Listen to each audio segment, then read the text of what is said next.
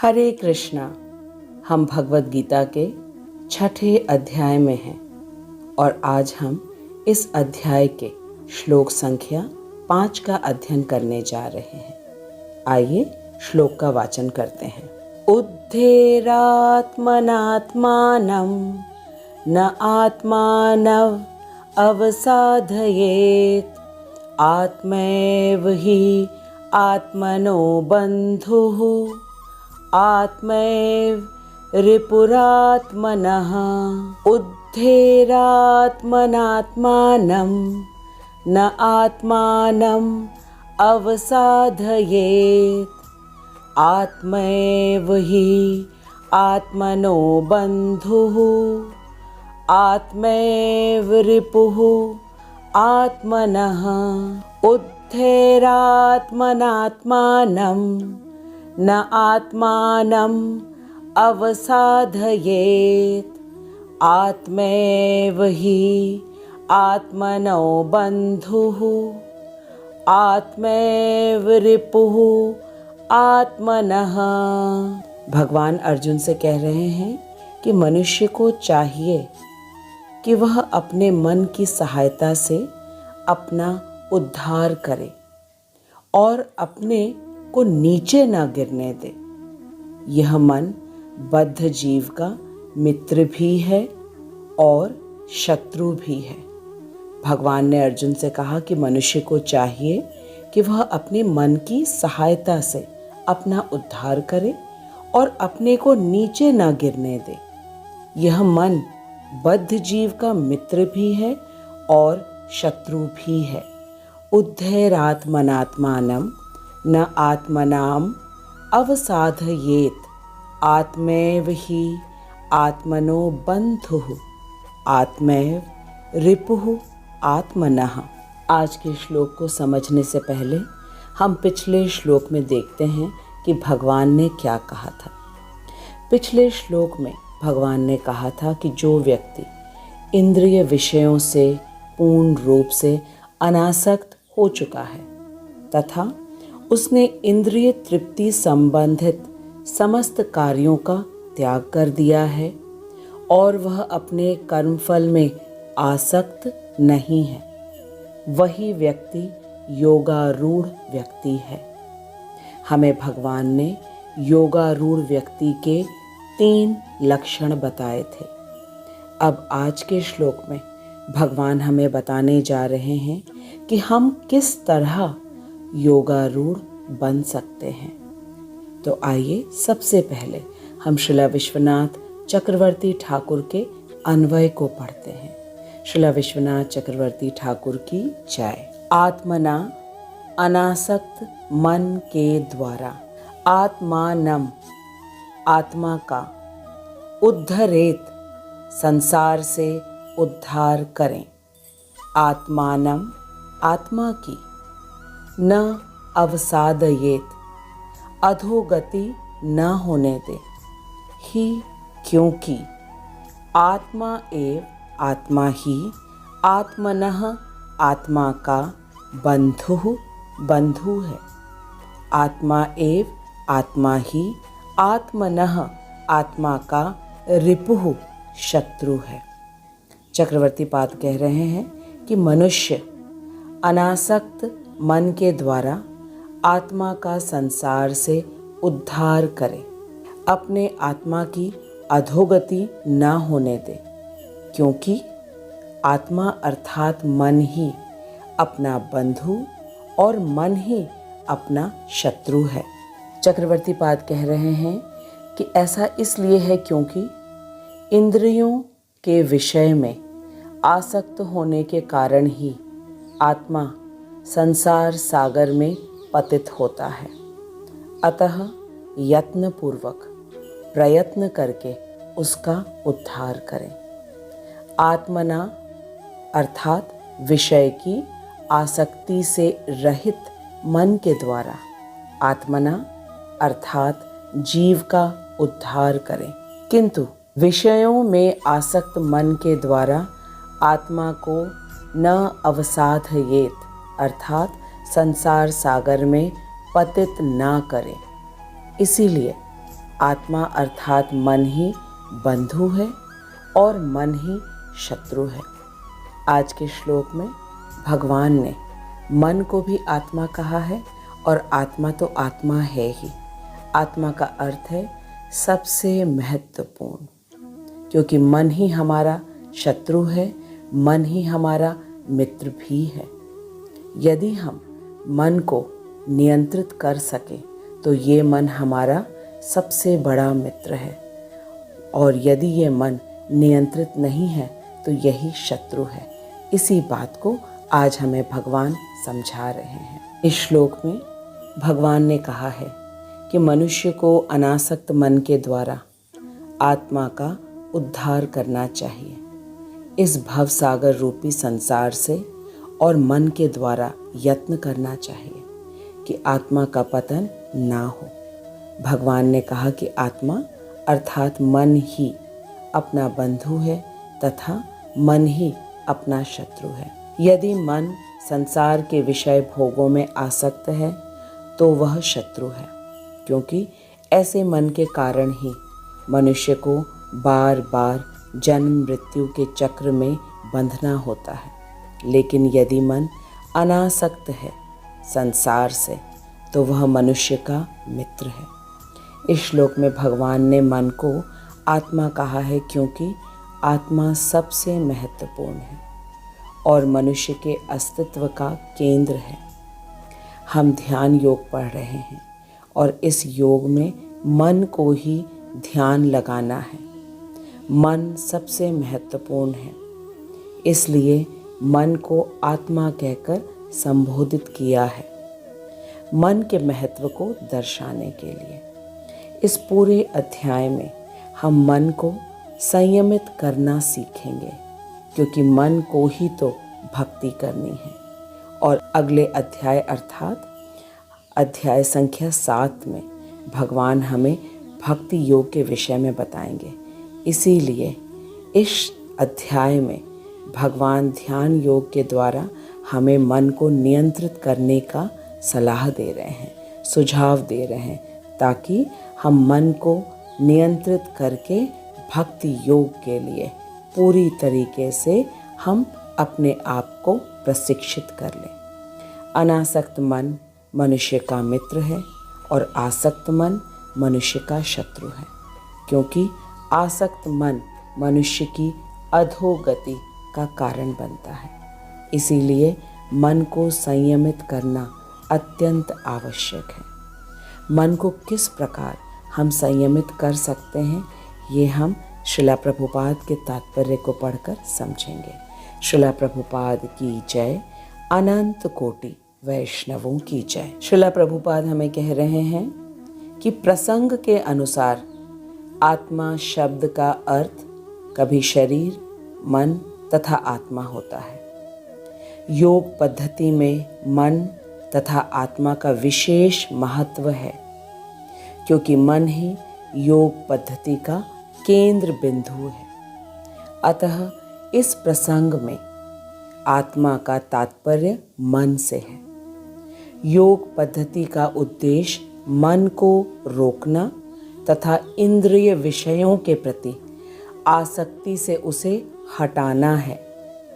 यहाँ पर इस बात पर बल दिया गया है कि मन को इस प्रकार प्रशिक्षित किया जाए कि वह बद्ध जीव को अज्ञान के दलदल से निकाल सके। इस जगत में मनुष्य मन तथा इंद्रियों के द्वारा प्रभावित होता है। वास्तव में शुद्ध आत्मा इस संसार में इसलिए फंसा हुआ है क्योंकि मन मिथ्या अहंकार में लगकर प्रकृति के ऊपर अपना प्रभुत्व जताना चाहता है। प्रभुपाद कह रहे हैं, इसीलिए मन को इस प्रकार प्रशिक्षित करना चाहिए कि वह प्रकृति की तड़क भड़क से आकृष्ट ना हो और इस तरह बद्ध जीव की रक्षा की जा सकती है। मनुष्य को इंद्रिय विषयों में आकृष्ट होकर अपने को पतित नहीं करना चाहिए। जो जितना ही इंद्रिय विषयों के प्रति आकृष्ट होता है वह उतना ही इस संसार में फंसता जाता है। अपने को विरत करने का सर्वोत्कृष्ट साधन यही है कि मन को सदैव कृष्ण भावनामृत में निरत रखा जाए, मग्न रखा जाए। इस श्लोक में ही शब्द इस बात पर बल देने के लिए प्रयुक्त हुआ है, अर्थात इसे अवश्य करना चाहिए। प्रभुपाद कहते हैं कि अमृत बिंदु उपनिषद में कहा गया है, मन एव मनुष्याणाम कारणम बंधम मोक्षयोः बंधाय विषया संगो मुक्तैव निर्विषयम मनः। अर्थात मन ही मनुष्य के बंधन का और मोक्ष का भी कारण है। इंद्रिय विषयों में लीन मन बंधन का कारण है और विषयों से विरक्त मन मोक्ष का कारण है। अतः जो मन निरंतर कृष्ण भावनामृत में लगा रहता है वही परम मुक्ति का कारण है। अब हमने ये तो समझ लिया कि मन को संयम में रखना अति आवश्यक है, लेकिन ये कैसे करना है, इसके विषय में भगवान ने दूसरे अध्याय के श्लोक संख्या 59 में अर्जुन से कहा था कि देहधारी जीव बाहरी रूप से कर्म इंद्रियों को नियंत्रित करके इंद्रिय भोग से भले ही निवृत्त हो जाए, पर उसमें इंद्रिय भोग की इच्छा बनी रहती है। वह मन ही मन इंद्रिय विषयों का चिंतन करता रहता है। लेकिन जैसे ही इंद्रियों तथा मन को उत्तम रस की प्राप्ति होती है, तब निम्न रस अपने आप ही छूट जाता है। विषया विनिवर्तन्ते निराहारस्य देहिनः रसवर्जं रसोप्यस्य परम दृष्ट्वा निवर्तते। इसका अर्थ ये है कि यदि इंद्रियों और मन को कृष्ण भावना भावित कार्यों में लगाया जाए तो वो अपने आप ही संतुष्ट हो जाती है, क्योंकि कृष्ण सर्वोच्च आकर्षण है। इंद्रिय तथा मन सुंदरता, धन, बल, ज्ञान, यश तथा वैराग्य की ओर आकर्षित होती हैं और ये सब असीमित मात्रा में केवल कृष्ण के पास ही है। इसीलिए मन जब कृष्ण भावनामृत कार्यों में लग जाता है तो मन संयमित हो जाता है और संयमित मन मनुष्य का मित्र है। लेकिन सबसे बड़ी बात तो ये है कि मन को कृष्ण में कैसे लगाएं। इसीलिए सबसे पहले कर्म योग करना आवश्यक है सभी के लिए। कर्म योग के द्वारा चित्त शुद्ध होता है और शुद्ध चित्त में दिव्य ज्ञान की अनुभूति होती है। कर्मयोग का अर्थ है कि व्यक्ति को अपने समस्त करने योग्य कार्यों को करना चाहिए बिना कर्मफल में आसक्ति रखे हुए। जब व्यक्ति कर्मयोग करके उसका हृदय शुद्ध हो जाता है, तब उसे यह ज्ञात होता है कि यह सृष्टि भगवान की है। इस सृष्टि में प्रत्येक वस्तु एवं जीव भी भगवान का है और जब यह सृष्टि भगवान की है तो यहाँ नियम भी भगवान का ही चलेगा, हमारा नहीं। ज्ञान योग में भगवान ने बताया कि सृष्टि की प्रत्येक वस्तु का आदि और अंत है और ये दुख अवश्य देंगे। इसीलिए बुद्धि के द्वारा मन को संसार की किसी भी वस्तु को भोगने की इच्छा में नहीं लगाना चाहिए।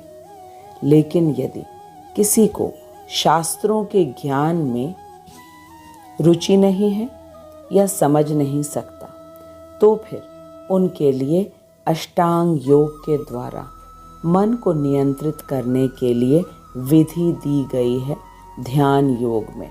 और यही ध्यान योग छठे अध्याय का शीर्षक है। मन को अवश्य ही नियंत्रण में करने की आवश्यकता है, क्योंकि हम सभी अपने मन के अनुसार कार्य करते हैं। सबको ये ज्ञात है कि सुबह जल्दी उठना चाहिए, रजोगुणी भोजन नहीं करना चाहिए, तमोगुणी भोजन नहीं करना चाहिए, लेकिन मन हमारा साथ नहीं देता और अनायास ही इन सब चीज़ों के प्रति हमारा मन आकृष्ट हो जाता है। मन को प्रशिक्षित करने की आवश्यकता है यदि हम अपना उद्धार चाहते हैं। भगवान ने यह सृष्टि बनाई, इस सृष्टि के प्रत्येक जीव को बनाया तथा मनुष्य के लिए कार्यों को भी निर्धारित किया, ताकि मनुष्य शास्त्रों के अनुसार कार्य करके कर्म बंधन में बिना फंसे अपने नियत कार्यों को पूरा करके भगवत प्राप्ति कर सके, जो कि मनुष्य जीवन का एकमात्र परम लक्ष्य है। लेकिन इस कार्य में बाधा उत्पन्न कर देता है मन। प्रायः हमने लोगों से ये अवश्य ही सुना है कि जिसका जिसमें मन लगे वह वो कार्य कर सकता है। इसको एक सामान्य से उदाहरण से समझते हैं। यदि कोई व्यक्ति यातायात के नियमों का पालन ना करे और जब सिग्नल लाल हो और वह गाड़ी चलाए तो क्या होगा? तुरंत ही यातायात पुलिस आकर उसका चालान काट देगी। और यदि वह बहस करे कि गाड़ी उसकी है, उसने पेट्रोल डलवाया है, उसकी मर्जी, कब रोके कब चलाए, तो तुरंत ही उसका लाइसेंस ले लिया जाएगा। ये बात सच है कि गाड़ी उसकी है, लेकिन सड़क उसकी नहीं है। सड़क तो सरकार की है। ठीक इसी प्रकार इस सृष्टि को हमने नहीं बनाया। इस सृष्टि के मालिक हैं कृष्ण, तथा हम सबको कृष्ण ने ही बनाया है।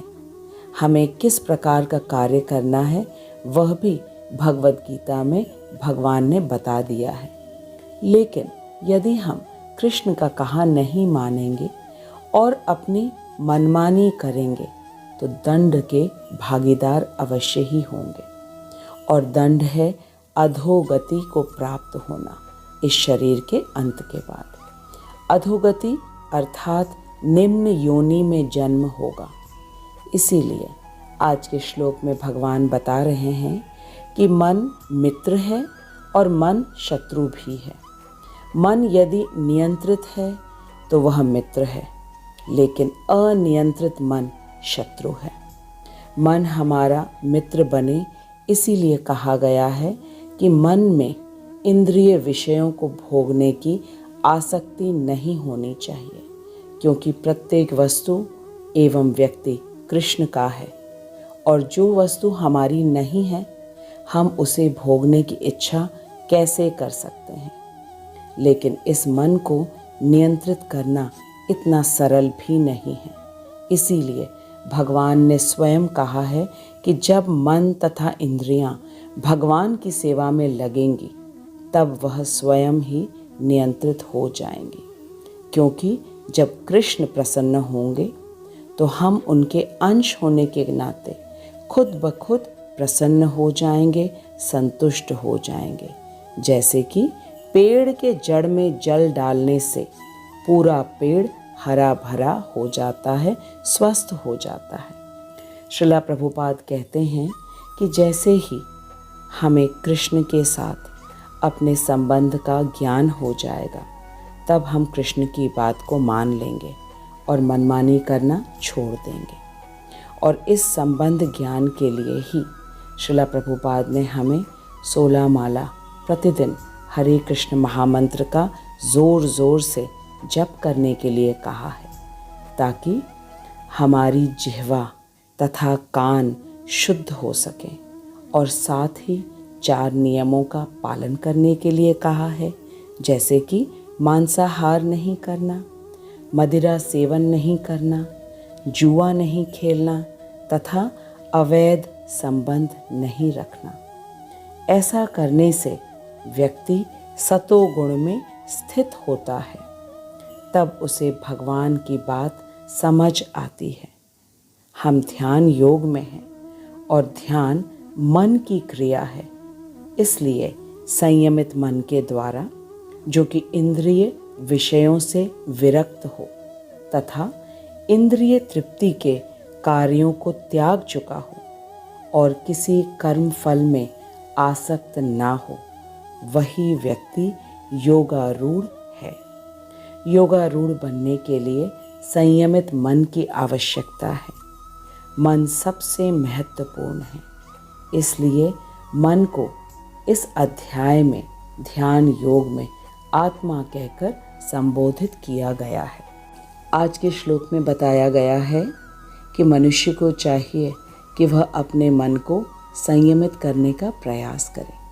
ऐसा इसलिए बताया है क्योंकि मनुष्य ही अपने मन पर नियंत्रण रख सकता है, पशु नहीं रख सकता। मन के बिना हम कोई भी कार्य पूर्ण रूप से नहीं कर पाएंगे। इसीलिए मन को नियंत्रित करना चाहिए प्रत्येक मनुष्य को। और इस चंचल मन को नियंत्रित करने का एकमात्र सरलतम उपाय है कि इस मन को कृष्ण की सेवा में लगा दिया जाए। और कृष्ण की सेवा में मन तब लगेगा जब हमें कृष्ण के साथ अपने संबंध का ज्ञान होगा। एक बार जब हमें यह ज्ञात हो जाएगा कि कृष्ण इस पूरी सृष्टि के स्वामी हैं, नियंत्रक हैं, परम भोक्ता हैं और सबसे ज़्यादा शक्तिशाली हैं और हमारे परम मित्र हैं, जो सदा हमारे हृदय में रहते हैं और हमें प्रत्येक वस्तु को देते हैं, अनंत काल से देते आ रहे हैं और देते रहेंगे। कृष्ण जैसा कोई नहीं हो सकता। वे ही हमारे एकमात्र परम मित्र हैं, शुभ चिंतक हैं और सिर्फ हमारे ही नहीं, वे सभी के हैं। 84 लाख योनियों में सबके हृदय में समान रूप से विराजमान हैं। ऐसे हैं कृष्ण। बस हमें कृष्ण के साथ अपने संबंध का भली भांति ज्ञान हो जाए तो कृष्ण में हमारा मन अवश्य ही लग जाएगा। आप लगातार भगवत गीता का श्रवण करते रहिए, आपका मन निश्चित रूप से कृष्ण में लग जाएगा। और साथ में प्रतिदिन 16 माला हरे कृष्ण महामंत्र का जप कीजिए, फिर तो मन कहीं और जा ही नहीं सकता। जब हम हरे कृष्ण महामंत्र का जप करते हैं तो कृष्ण हमारी जिह्वा पर नृत्य करते हैं। कृष्ण और कृष्ण के नाम में कोई अंतर नहीं है। कृष्ण का नाम का जप करते करते अवश्य ही यह अनियंत्रित दुस्तर मन सरलता से वशीभूत हो जाएगा, जिसे बड़े बड़े ज्ञानी ध्यानी वशीभूत करने में असमर्थ हो जाते हैं। यह है कृष्ण भावनामृत होने का चमत्कार। आज का श्लोक अत्यंत ही महत्वपूर्ण है और हमने भगवान से सीखा है कि अपने इस शत्रु मन को किस प्रकार हम मित्र बना सकते हैं। आप कमेंट बॉक्स में लिखिएगा कि आपने क्या सीखा। यदि कोई प्रश्न हो वह भी लिखिएगा। मैं श्रील प्रभुपाद की कृपा से आपके प्रश्न का उत्तर देने का अवश्य प्रयास करूंगी। श्रील प्रभुपाद, श्रील विश्वनाथ चक्रवर्ती ठाकुर तथा अपने शिक्षा गुरु हिज ग्रेस हरिमोहन दास प्रभु जी को मैं दंडवत प्रणाम करती हूँ, जिनकी अहेतु की कृपा से हम भगवत गीता के परम रहस्यमयी ज्ञान को इतनी सरलता से समझ रहे हैं। मैं आपको धन्यवाद देती हूँ कि आप अपने कीमती समय को निकालकर उसका सदुपयोग कर रहे हैं। अब हम अगले सप्ताह मिलेंगे अगले श्लोक के साथ, जिसमें भगवान हमें ये बताने वाले हैं कि यदि कोई अपने मन को नियंत्रित नहीं करता है तो उसका क्या परिणाम होता है, और यदि नियंत्रित करता है तो उसका क्या परिणाम होता है। जानने के लिए अवश्य ही जुड़े रहिए भगवान के वचनों के साथ।